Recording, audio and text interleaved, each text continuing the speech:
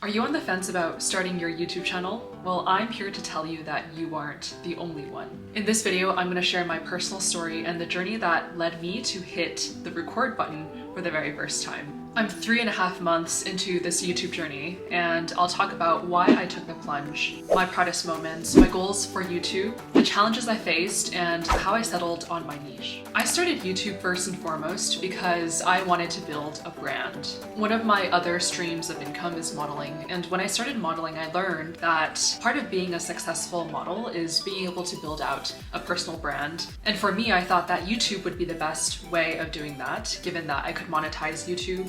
And I felt like I could grow my community best through YouTube with that personal interaction.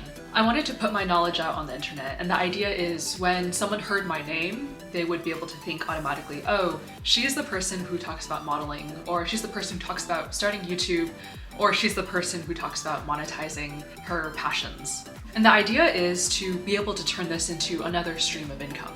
I wanted to invest in something outside of my traditional 9-to-5. For a while, I thought about starting a company, but at the time I also didn't really have anything I was passionate about enough to invest my capital and my time into. And so that's part of the reason why I started YouTube, because I thought it would be an easy thing to sort of ease into. And I also thought, like, even if nothing ever comes from starting YouTube, at the very least, I will have put my energy into learning a bunch of different skills that I think are very applicable to other areas of my life.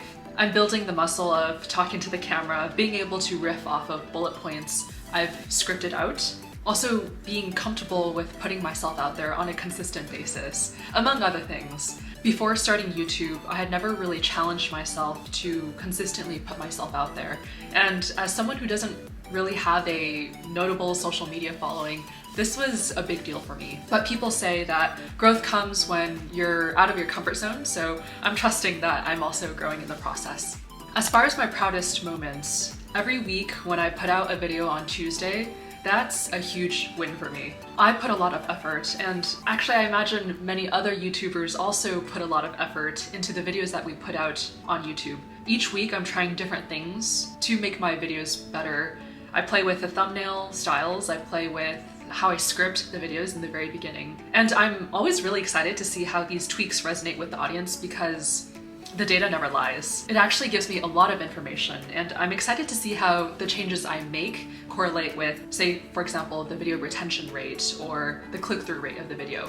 And right now there's a lot of different things I'm playing with and I'm tweaking around because I just started and there's so many different things that I can learn. I'm also really proud of whenever I pick up a new video editing technique. When I was in high school or college, anytime I had to do a project where there was video editing involved, I always really dreaded it because I just didn't know how to edit videos. But this is a skill that I've started to pick up on, and I'm proud of myself for taking the time to learn different video editing techniques. I think it also makes me a better YouTube watcher because I'm able to appreciate the different edits that other YouTubers might make in their videos as well. And because of all of this, another one of my proudest moments is when someone comments on my video. That tells me that whatever I shared resonated enough with you that you took the time out of your day to give me feedback, and that really means a lot to me. So for those of you that are commenting and that are watching, thank you so much for being here. I really genuinely appreciate it. My long-term goal is to get monetized, which takes 1,000 subscribers and 4,000 watch hours. Right now I have around 370 subscribers, and I think I'm sitting at around 300 watch hours. So my goal right now is to figure out ways to increase the watch time. I'm trying different techniques right now, but this is also I think my 17th or 18th video, depending on when this video comes out. So I'm just trying to give myself the space to, in general, figure out how to make good videos. Short term, I'm trying to stay consistent with my once-a-week uploads. Realistically, I'm usually editing and uploading the video the day before it goes live. Sometimes I even make tweaks to the thumbnail the same day that the video goes live as well. All that to say, it's definitely a scramble sometimes, but my goal is to continue to stay consistent with the weekly uploads. So if you want to catch all of my videos on Tuesday, make sure you subscribe and ring that notification bell. As far as my challenges, I've had a lot of challenges around figuring out what to talk about. Right now I've settled on my value proposition, which is helping other people with 9-to-5 careers figure out how to monetize their passions. And that's primarily because I'm going through that journey right now. I'm honestly trying to figure out what I should dive deeper into as I go along. I look at the data and see what sticks with the audience, and I'm also constantly pivoting.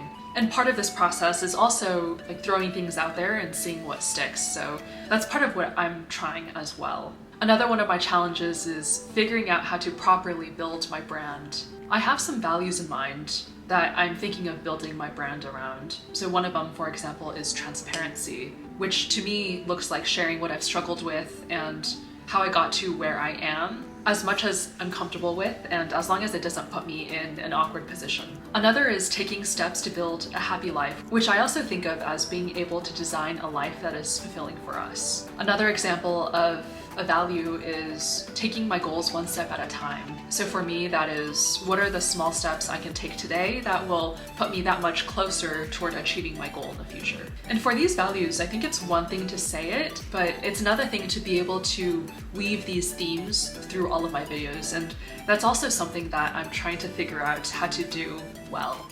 In terms of how I settled into my niche, I thought about who I wanted to create my content for.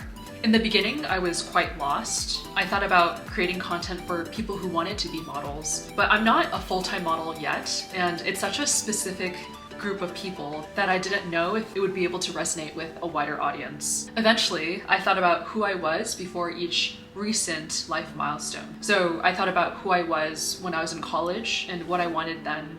I thought about who I was when I graduated college and what I also wanted then. That's how I decided to cater my content toward the previous versions of myself. When I graduated college, I remember how much I wanted to work on something that could grow into a business. But at the time, I was restricted by finances. I had only just started making money, so I didn't really have any major capital to be able to invest into a startup. At the same time, I also just didn't know what I wanted to invest in, even if I had the money to invest in something. So instead, I just started small and I thought about what I liked to do. And at the time and now, it's modeling, which is how I started my journey of monetizing my modeling hobby. I also think that my niche will change as I grow and evolve. Some things I'm interested in today are very different from what I was interested in a year ago or even 2 years ago. So I expect my niche to reflect that as I have different experiences in my life. At this point, I'm really interested to learn what your motivation might be for starting a YouTube channel. Maybe it's to funnel leads into your business, or maybe it's to build your brand, or just try something new. Comment down below and I'd be really curious to read all of your thoughts. Many people are saying that video is the future, and for me, I'm trying to leverage this medium to build my brand, generate another source of income, and learn as much as I can while doing it. If you're interested in starting a YouTube channel, you're not alone. I think you would really enjoy this video here, one of my first few videos where I talk about why it took me so long to start a YouTube channel. I'll see you there.